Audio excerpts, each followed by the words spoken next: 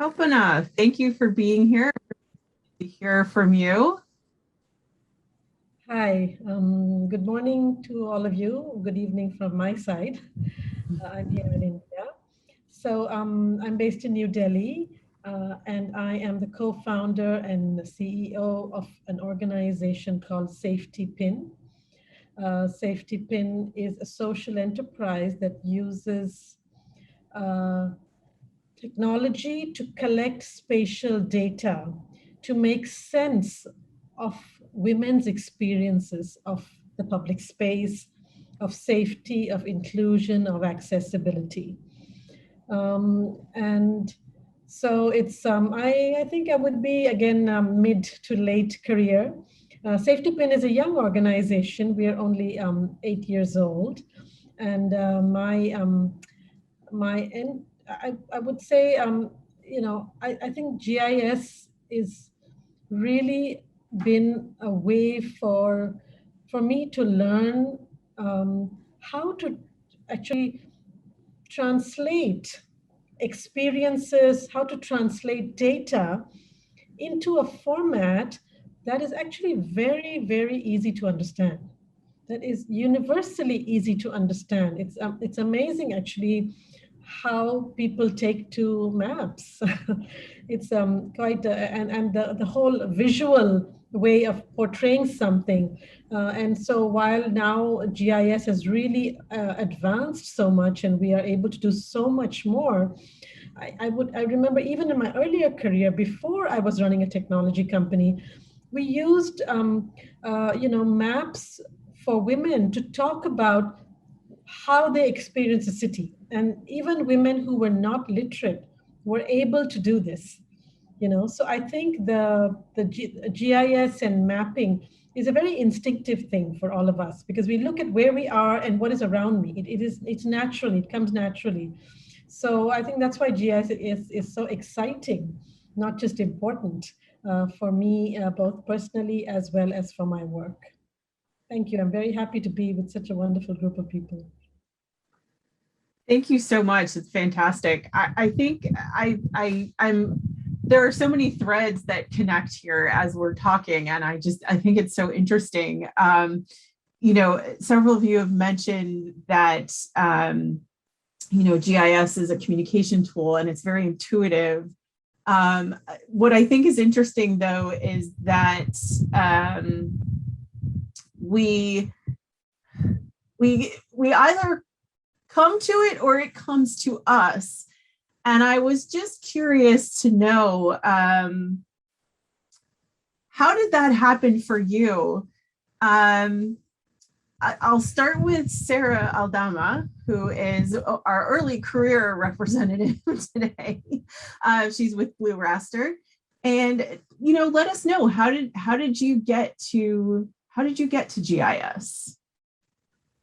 Yeah, that's a great question. I mean, for me, I know that, these GIS technologies are like constantly and rapidly evolving. So it'll be interesting to hear, everyone else's experience, because probably when I found GIS, it's at a different stage, right, than it was with all of you other people. And for me, it was really, I really just stumbled into it. I was an indecisive liberal arts student in college. I had just like way too many interests and I couldn't really decide what I wanted to pursue exactly. I thought I wanted to maybe go into nursing or something that kind of had a direct impact on people. But I was also like, I love art and I have like an artsy side to me. But I'm also, I like being detail oriented. So when I stumbled into a GIS course, everything just kind of clicked. And I was like, you know what, I can make this kind of an art and also, keep that science tied along that. And that's when I knew it was kind of like a good field for me. And I could also pursue like all my interests in GIS. So I could look at like humanitarian mapping, but then also, land use cover and so on. So it was just kind of like, I knew it clicked. It was just that moment where things just fell into place. So I've pursued that ever since. Excellent, excellent. Kalpana, with your company, you mentioned that you've maybe been in the business for a shorter period of time. I'd just like to know your experience and how you came into the fold. Mm. I like the way you asked the question. Did GIS come to you? Did you come to GIS? And I think in my case, GIS came to me because we set up, I'm a sociologist by training, and I'm a practitioner. I'm an urban practitioner by choice. I didn't want to stay in an academic space, but to really work on the ground and bring about change. And then I started a company which was using technology to collect data. And while we were doing this, and when we were developing our first app, we stumbled upon GIS, we stumbled upon mapping, and we stumbled upon this both because we have two audiences that we work for as a company. And one is the individual woman and other persons on the street who are looking for safety, but as well as urban governments and municipal governments who want data that they can integrate into their GIS platforms to help them make decisions about how to spend money. And in both cases, I would really say that GIS gave us, a really an added way of doing things, which we wouldn't have been able to do if we, for example, just used even, if because we mix the photographs and the data and the numbers and the maps, right? So for that, GIS is such an ideal tool.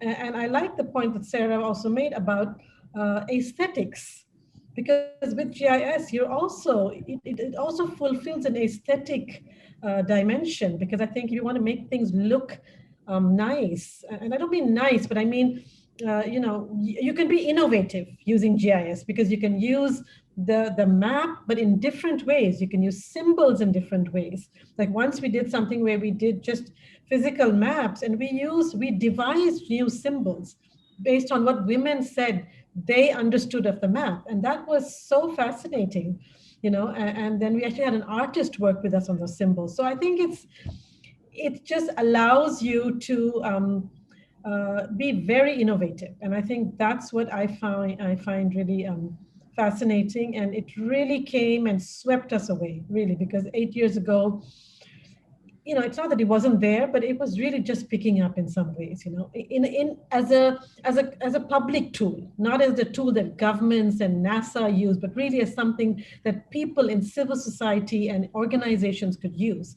And so, yeah, that was my journey, or say GIS's invitation to us to be part of that journey. Wonderful, wonderful.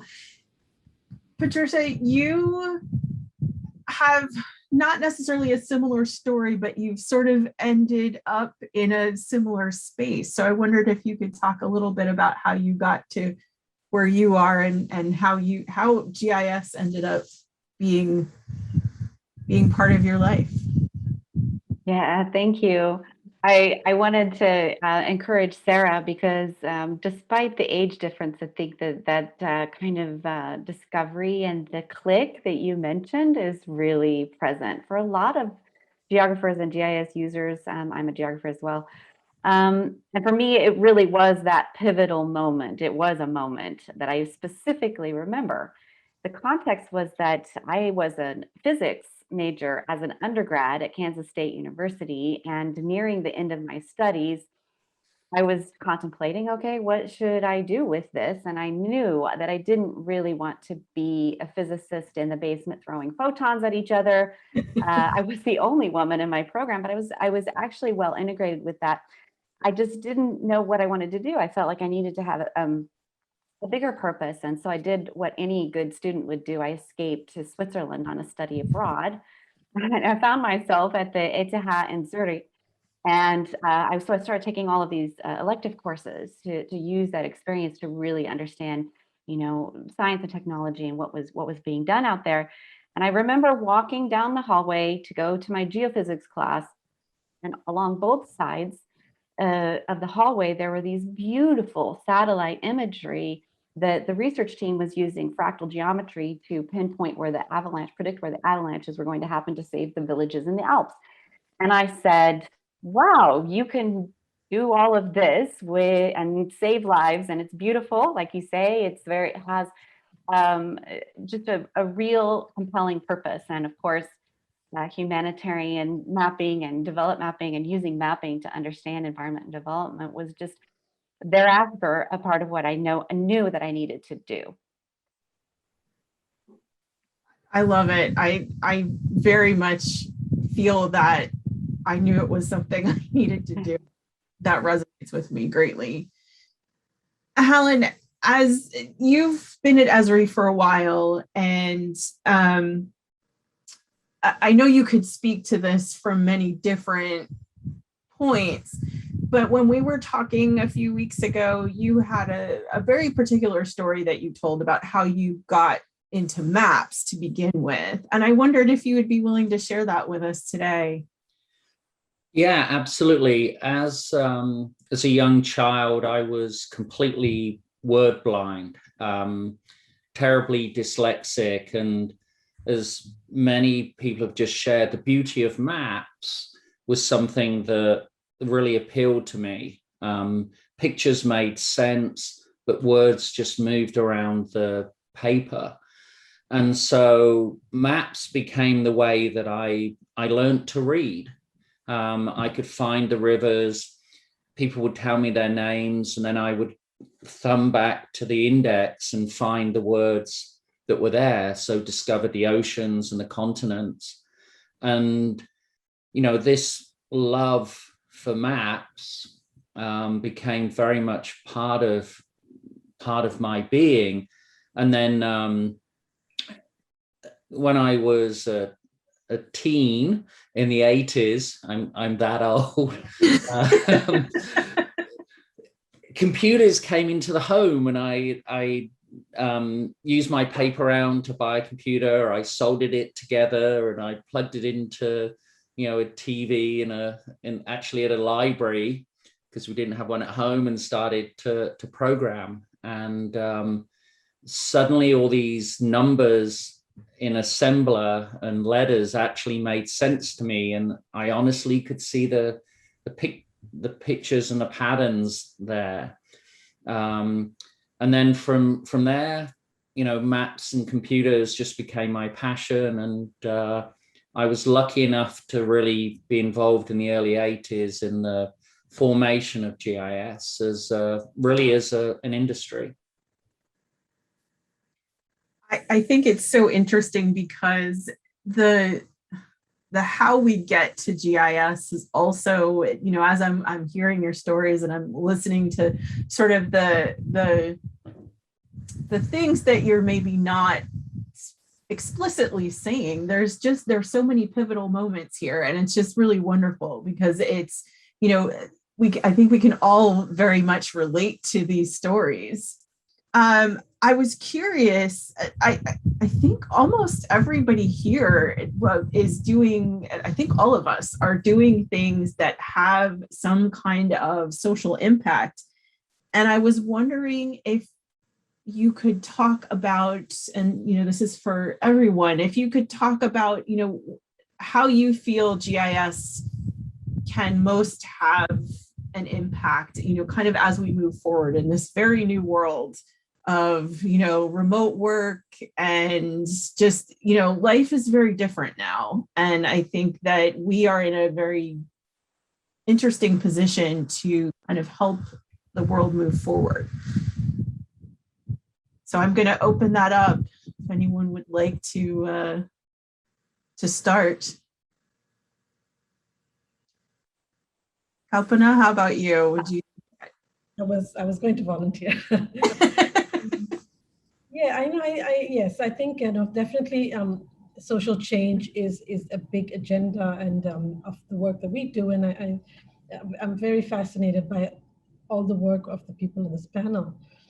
And, you know, I think I do want to bring though one element that I think need to keep in mind is there is still a digital divide, a gender digital divide, you know, and I think I think the GIS can be harnessed to actually help overcome that digital divide in a way that even technology did.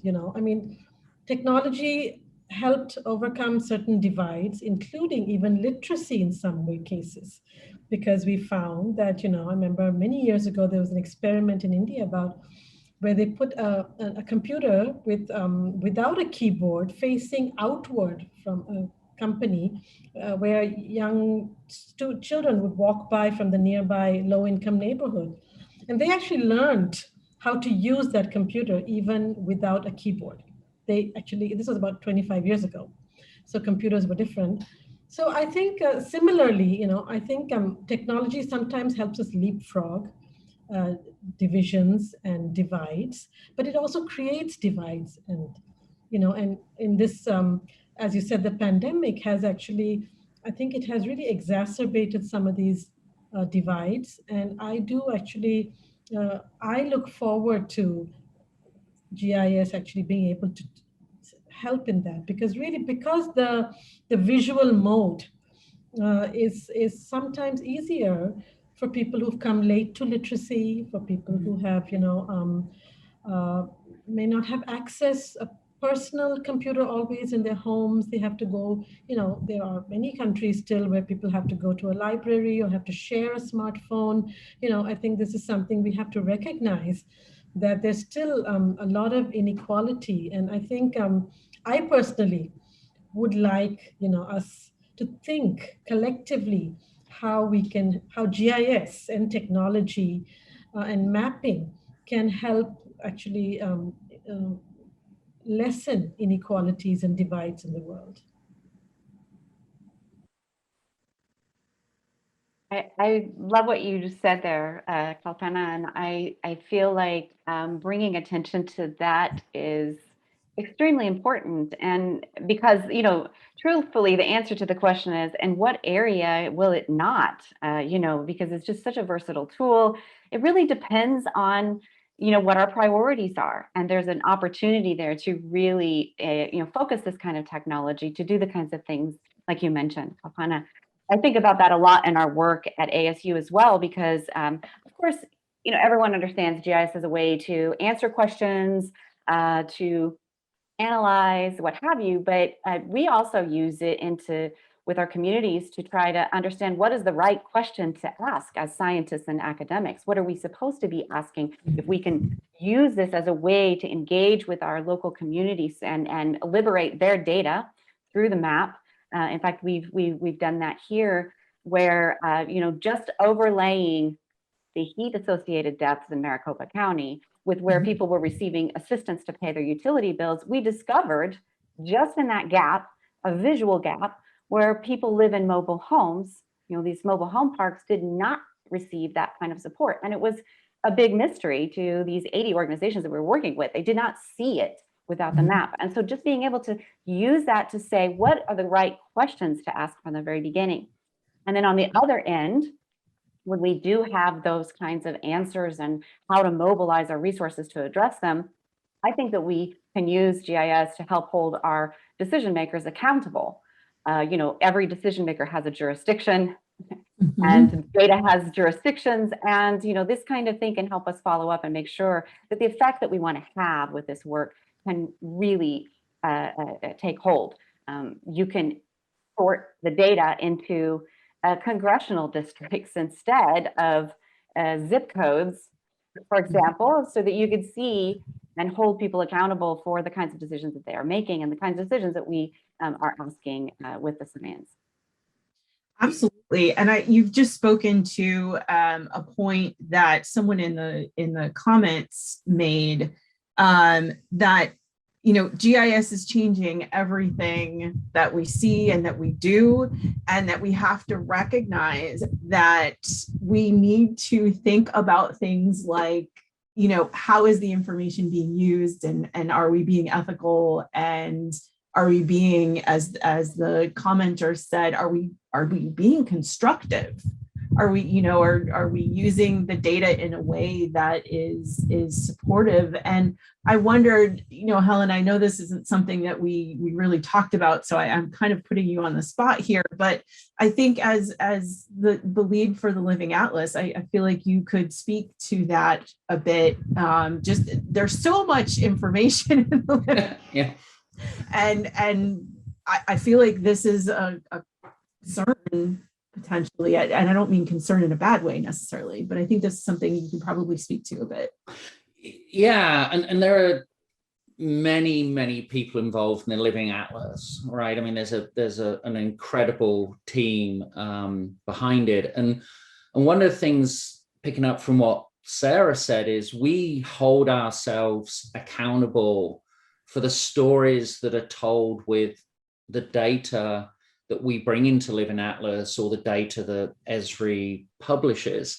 And yeah, it's absolutely vital that when we take information, that it's authoritative and representative. When you aggregate that data up into, say, congressional districts, and you want to hold a politician accountable or tell the story about the mobile home locations, what people are, the first reaction for many people is, well, is it really true? Right? We see that all of the time. What does this mean? Oh, correlation is not causation. Convince me that this is real. And to me, that's one of the real powers of GIS, that we have an entire subdomain of geostatistics, right? We have taken statistical tools and used them for understanding connections and connectivity between data points. And I really don't know of many other industries that have consumed so much from other places, mathematics and statistics and physics, and put them to use. And I was really lucky as a PhD student to work on geographic weighted regression, and we were sort of invented the science. And now what I work on a lot is visualization, communication, so infographics and maps. And yeah, I think that first story you're going to tell has to be backed up with all the validation that it's truthful and it's focused on essentially one message that you can defend. Thank you for that. Thank you for that. I wanted to just take a moment to pause. I made a comment earlier that I was reading from the comments. I wanted to clarify that we have and maybe someone from my team can put this in the chat. We have the ability, people attending this session have the ability to post comments and post questions actually using Slido. And there are a number of comments that have come through. So I'm trying to speak to those comments as we kind of go through, because I want to make sure that, everyone is kind of participating in the conversation. So if you hear me say comments, I don't think it's necessarily visible to the entire group. So I'm just kind of reading them out as they're coming in. I wanted to ask Sarah to speak to the same idea of using data, in an ethical and constructive manner, because I know that, from at Blue Raster, you probably have a little bit of a different perspective because you're working with a slightly different kind of geographic information. And I wondered if you had any thoughts about that.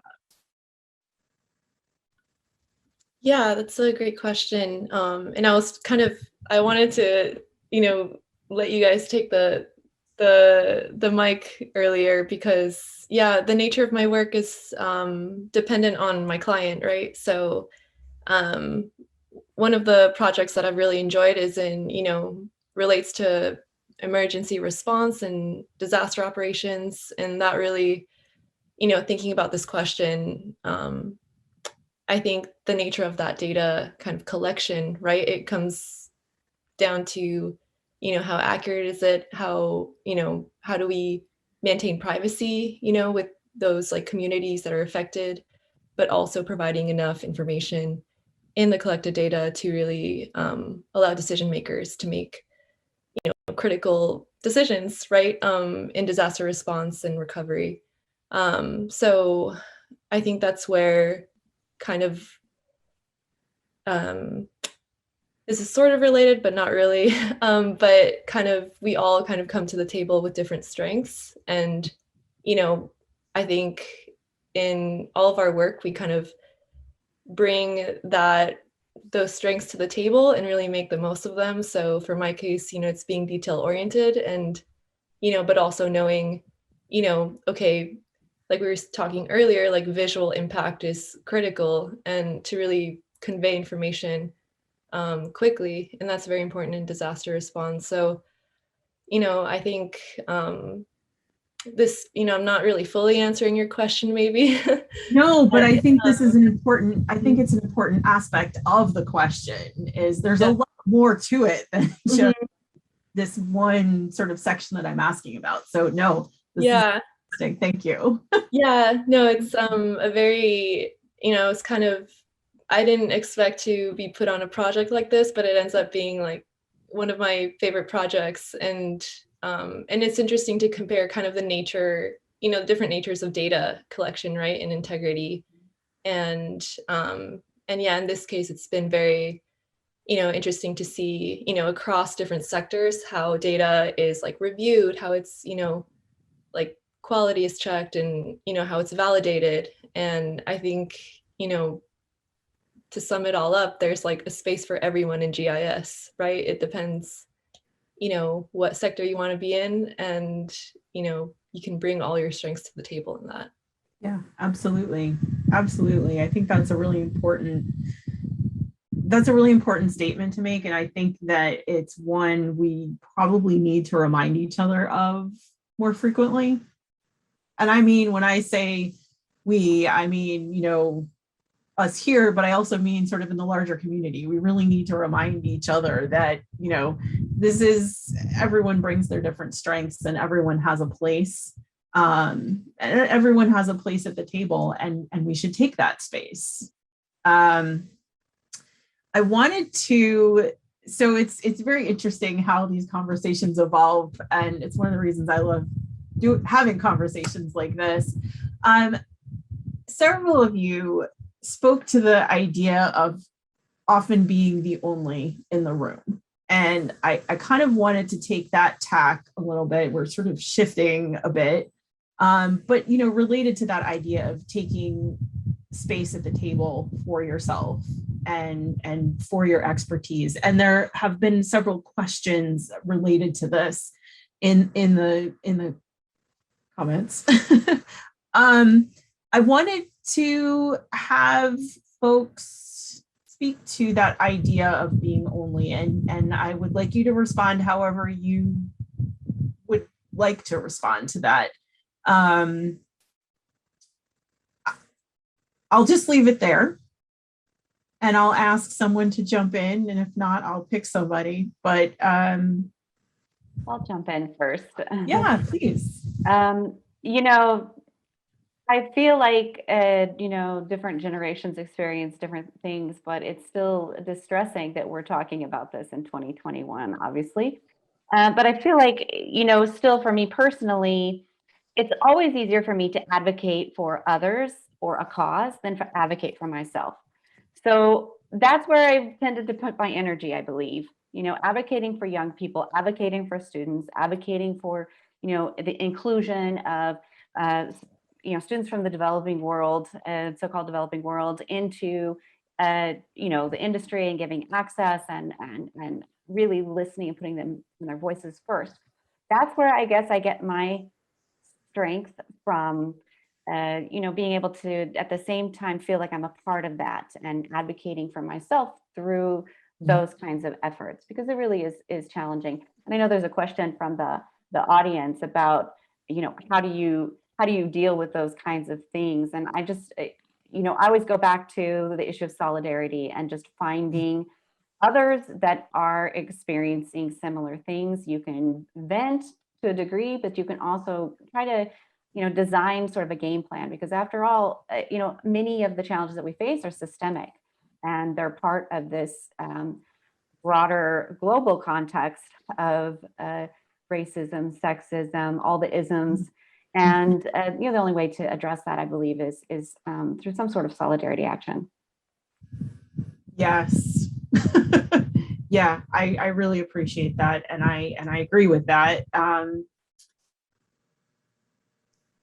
Kalpana, would you like to speak to that?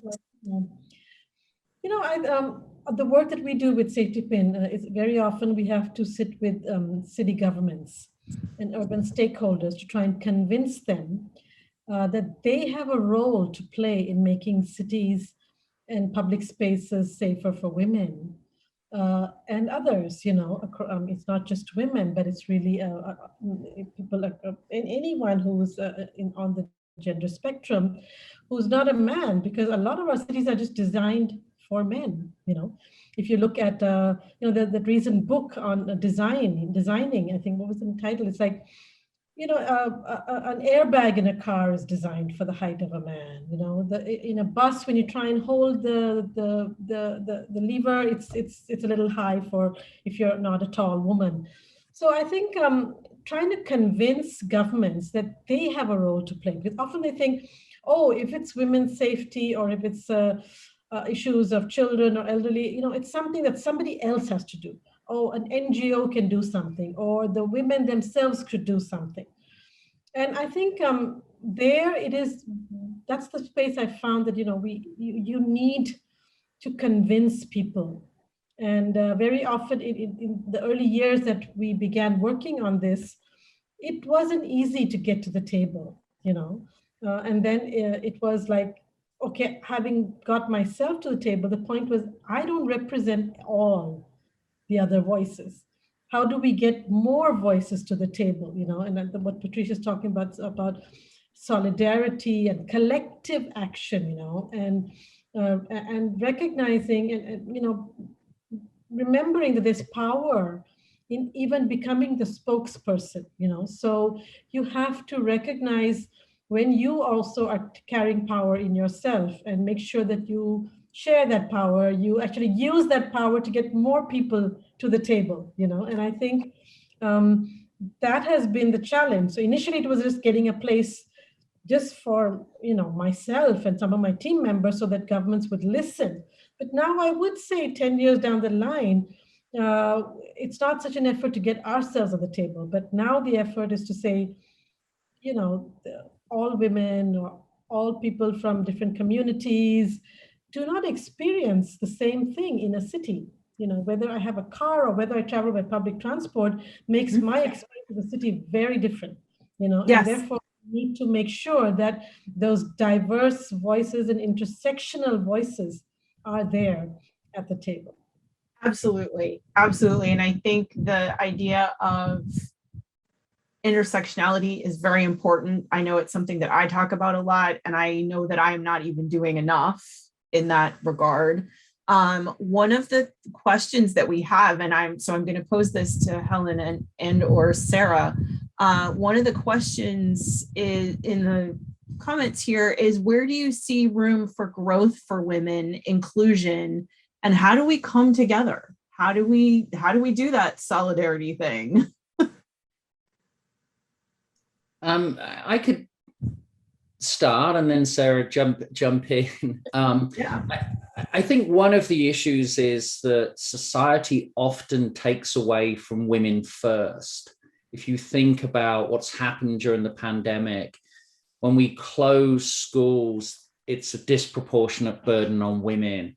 And, you know, many of the things that involve those isms, as Patricia said, they are things we need to do something about. And so from Esri's perspective, we really take this very sort of seriously, that our opportunity is to empower all of all of you, right, through technology, through data, through sort of the connections. And so this intersectionality, you know, we know that we don't have long to really bring about change. You know, I was having a conversation last week about the role of digital natives and learning. And one of the things that we see is that kids in developed countries have grown up with devices. They don't look at GIS and data as something new and different. They look at it as something to bring about change and opportunity to learn. But that digital divide exists all over the world, and we're not offering the opportunity to others. So we have to do something with this industry to change that. And all the things we've talked about, storytelling, data, is going to make a difference. So I'm not sure I really answered your question, but at Esri, we know we need to help you all be the agents of change. You know, we can't do it alone. We'll publish books, we'll publish tools, we'll build better capabilities, but we really, really want to empower you all to bring about that change. I think this is a great example of one way that it's doing this, to have this space in a, you know, international conference is really important. And I just wanted, Sarah, before you jump in, I wanted to say that there was a comment, you know, we have to be able to feel confident to refuse to be the only in the room, and to bring in, and I'm sort of extrapolating from the comment, but like, you know, to be able to bring people into the conversation. And I think that's one thing that, you know, Esri has really been focused on, at least from my perspective, in the last several years, for sure. It's been very visible. So Sarah, I'm sorry, I wanted to bring that in. No, I think this all like ties together. You mentioned, you know, the word confidence, right? And, you know, if I'm going to be very honest, that's something that I do struggle a lot with. You know, I know we've talked about this before, like imposter syndrome, you know, that's like a whole other, you know, can of worms that we can have a special interest group on. But, you know, I'm personally trying to think of times, you know, when I did have doubts about my abilities, my place in this field. I don't see many like Latina, you know, GIS professionals in the field. So that's been something that I, you know, I'm trying to reflect on, you know, why am I here? What's my purpose? And I think that, you know, depends on, right? Like that speaks to the confidence that I have. And I think it involves a lot of work, right, on us as individuals. What are our values that ground us at the end of the day?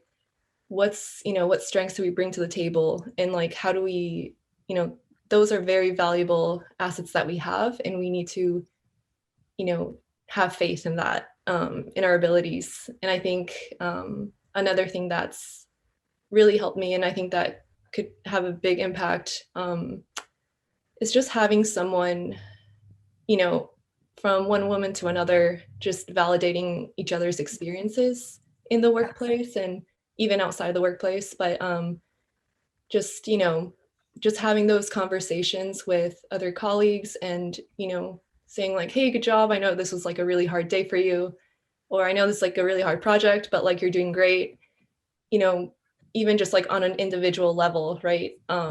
So I guess I don't have like a systemic solution yet, but I'm just thinking of my daily interactions with people, you know, how other empowered women can empower me.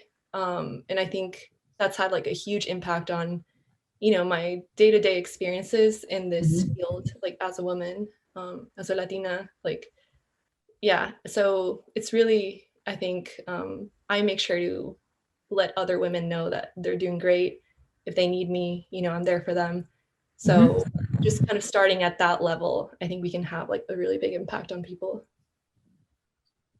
I completely agree. I mean, I'm watching the faces and I'm seeing lots of nodding. So I think that I think you've really hit some of the very salient points. I'm thinking about how I want to ask this question. So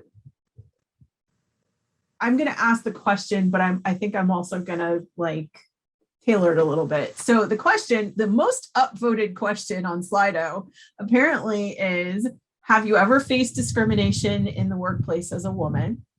And if so, what steps did you take in order to make your voice heard?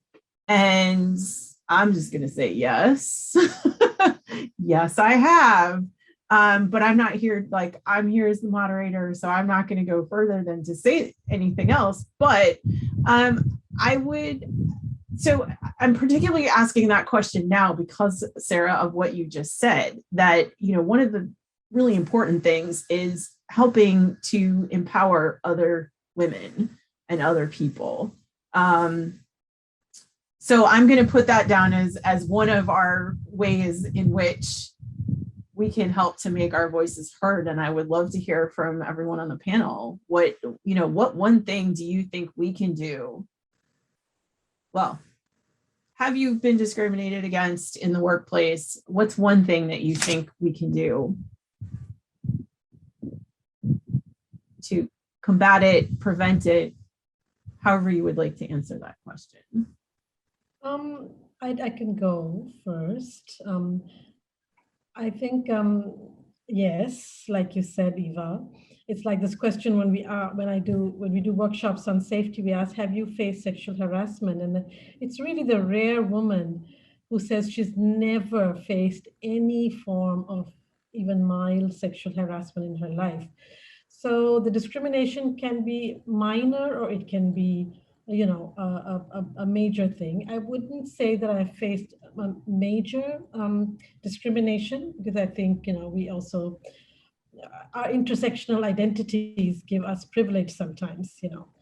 But I think what we can do really is to is to build on what Sarah said, is, you know, like, is to make sure that you don't speak for other people. You know, you should speak for other people at certain moments, but you must bring them to the table, as I said before, you know, because otherwise you're just doing the same thing that's been done for centuries, that men spoke for women, you know, and men spoke for everyone. And we shouldn't get into the same power dynamic, you know. So I think what I like to say is, can we bring, and it's a, I don't want it to be a controversial word, but I think, can we bring the feminine to the way that we work? And it's not just only women who have the feminine. It's not only, you know, it's not, it's a different thing. It's like, you know, it's patriarchy. Patriarchy is not something that only men have. Women also carry patriarchy. So similarly, if we have different aspects of ourself, and I think, you know, it could be the Chinese idea of the yin and yang, you know, or whatever it is, where we actually explore. And I'm really talking about in the context of the pandemic that Helen also mentioned, that one of the things that's really brought to light is that the feminist revolution has only been partial. It has not brought enough value to the work of care. And until we value the work of care, it will only be a partial victory. It's not enough that women can be in all other workspaces. The work of care is forever. It's never going to go away. We're going to have babies. We're going to have illnesses. We're going to grow old. And that remains. And we have to make sure, you know, I feel really the pandemic for me has brought that home, that we cannot shy away from that challenge today. Yeah, absolutely. Absolutely. As I don't have children, but I have an elderly parent, and that is absolutely true. Absolutely true. That care piece, so important. Helen, I wondered if you would be willing to speak to this question as well. Yeah, I mean, I've had a life journey in which, you know, I transitioned, and as a trans woman, one of the things I really experienced was a lot of people asking me why I gave up, this cis male privilege, every category of sort of ism I was part of, and then sort of transitioned. And I found a lot of people's sort of reaction to me changed. Not at Esri, but often in many of my sort of personal engagements and my professional engagements. And for the 30 plus years before that in GIS, it was a white male dominated industry. And I've talked a couple of times in other things about the language of GIS. It's also very male dominated. We talk about toolboxes, right? We don't talk about the sort of same way about the utility that women experience. And so for me, it's been very sort of validating to really sort of think about what it means to be in an organization that supports this diversity of opportunity and has the power and opportunity to bring about change. And so the one thing that I am really sort of focused on is understanding when people are dismissed from having the ability to participate, right? So they are disenfranchised. They're part of this sort of dismissal in many cases. And so in meetings, you'll see people that have greater knowledge than others, that don't allow the less experienced to talk. The true diversity of education and experience and knowledge and all of the things that make us rich by listening to other people, or that we don't have facilitators in meetings. So one of the things that the one most important thing I think for myself is that you have moderators and facilitators. You have somebody when you come together actually moderating the voices that are engaged in many of the conversations, because I, as a man, saw men dominate and choose men over women. I saw women struggle and still struggle to be heard.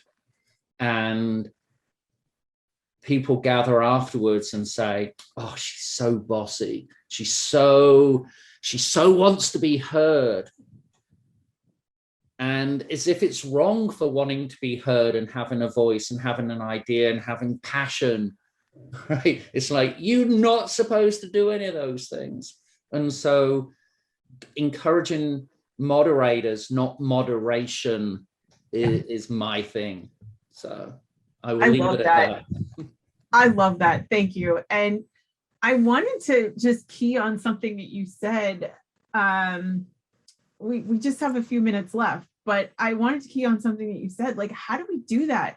How do we make people understand that we are, okay, maybe I'm bossy, but I'm not just bossy. I am full of really good information and I have a lot to share. Like, how do we make that understood? And I'm going to ask Patricia to speak to that first.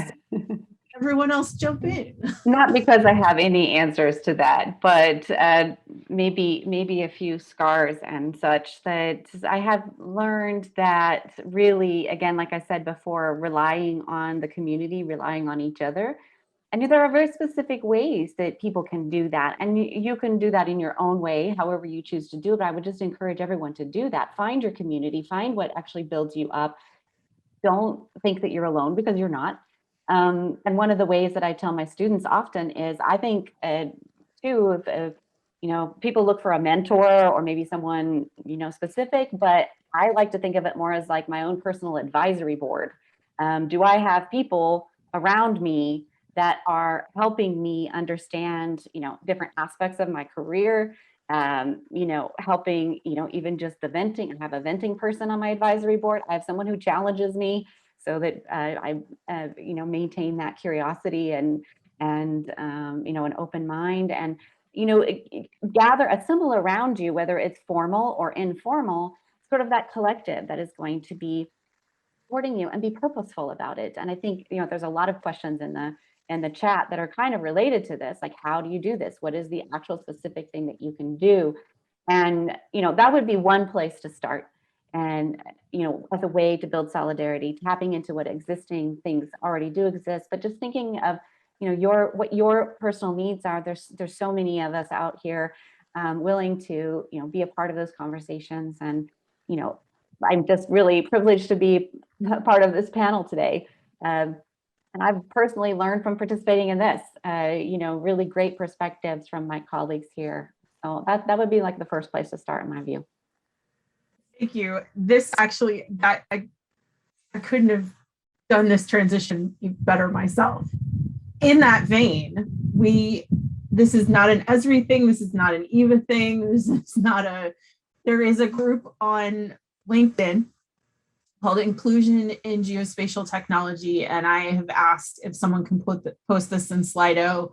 I would encourage folks to join. This is about inclusion for everyone, for women, for people of color, for everybody.